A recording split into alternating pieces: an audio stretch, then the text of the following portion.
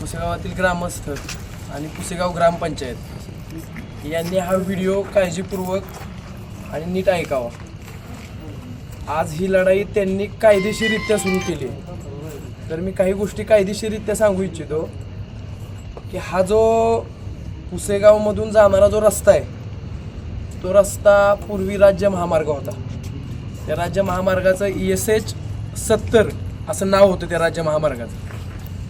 हा ब्रिटिश काळापासूनचा रस्ता आहे, जे स्वतंत्र झाल्यानंतरचा रस्ता आहे, त्याची राज्य महामार्ग म्हणून नोंद आहे।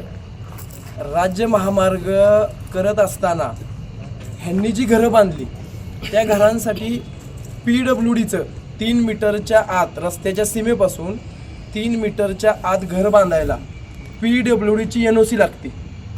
जर ही कोण जी लोक आहेत की ते म्हणतात की आमचं अतिक्रमण नाही, जर त्यांच्याकडं घर बांधतानाची PWDची NOC असेल तर त्यांनी ती ग्रामपंचायतीत सादर करावी। PWDची NOC हा NH 548 हा आत्ता 2017-18 साली नवीन झाला आहे, मंजूर झाला आहे।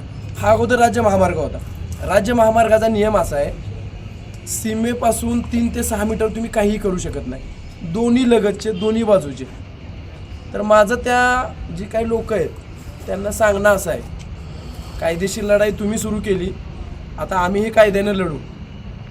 जर आत्ता तिथं रस्ता आहे 10 मीटर चालू कंडिशनला, जर त्यांना राहिलेला 2 मीटर द्यायचा नसेल तर त्यांचं 3 मीटर दोन्ही बाजूला जाऊ शकतं, जर कायदेशीर लढाई सुरू झाली तर।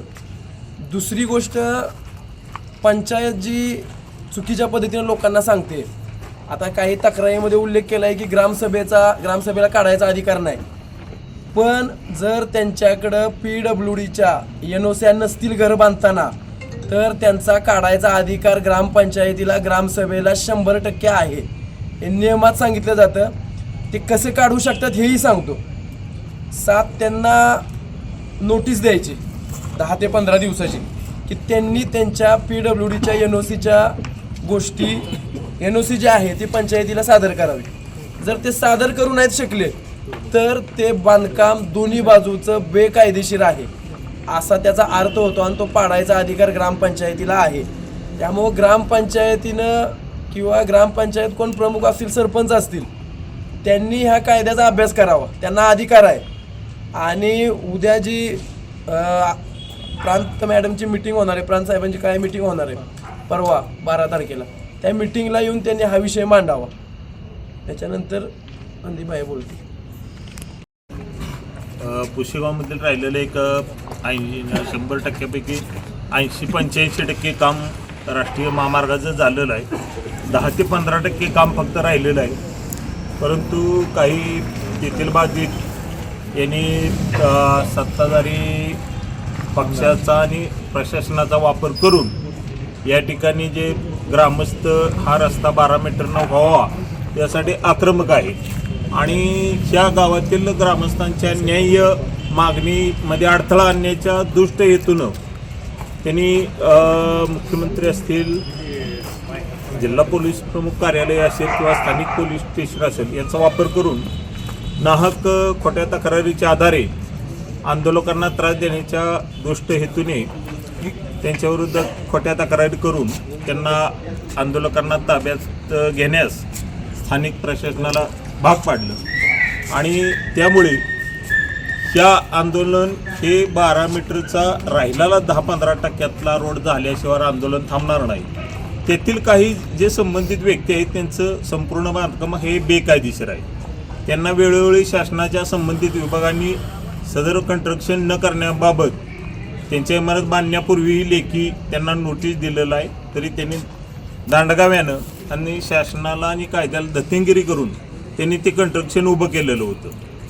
त्यामुळे त्या बांधकाम मुळातच बेकायदेशीर आहे। त्यामुळे शासनानं पाडलं किंवा अन्य कोणी पाडलं तर तुमच्या इमारतीच अनलिगल आहेत, कुठल्याही शासनाच्या वेगवेगळ्या विभागाची परवानगी घेतलेली नाही।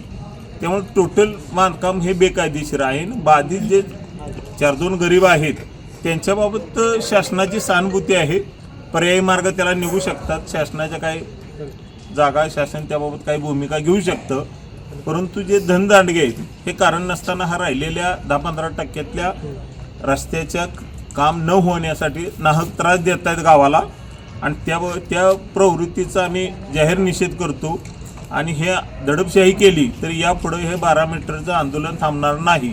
याबाबत प्रांत मॅडमनी या आंदोलनाच्या संदर्भात आणि कायदा सुव्यवस्थेच्या अनुषंगानं राहिलेल्या कामासंदर्भात 12 तारखेला मिटिंग घेतलेली आहे आणि त्यात योग्य तो चर्चा करून तोडगा काढू असं त्यांनी लेखी पत्र प्रांत मॅडमनी सर्व शासनाच्या संबंधित विभागाला आणि स्थानिक बाधित लोकांना दिलेलं आहे. तसं नोटीस त्याप्रमाणे 2 दिवसात त्याबाबत निर्णय होईल असं महसूल प्रशासनानं सांगितलेलं आहे आणि त्यामुळं आज या ठिकाणी जी प्रतिबंधात्मक कारवाई झालेली आहे तर आम्ही प्रांत साहेबांच्या मीटिंगच्या निर्णयाला अधीन राहून या ठिकाणी हे आंदोलन स्थगित करत आहे. धन्यवाद.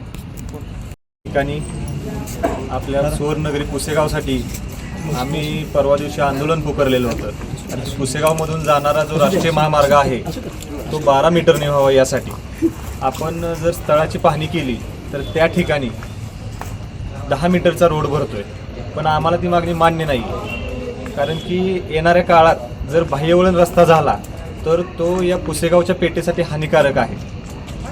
कारण की आपण आत्ता बघतोय एक 10 ते 15 दिवस झालं वाहतूक बंद आहे पुसेगावमधून येणारी, बाहेरून वाहनं जात आहेत. तर आत्ता काय परिस्थिती आहे पुसेगावच्या व्यापारी पेठेची? जर हे असंच जर कायमस्वरूपी झालं आणि बाह्यवळण रस्ता झाला तर ही परिस्थिती अशीच राहणार आहे.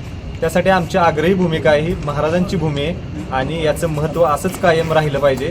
यासाठी आमची प्रमुख मागणी आहे की हा रस्ता 12 मीटरनीच व्हावा आणि त्यासाठी आज आम्ही हातोडा आंदोलन करणार होतो. पण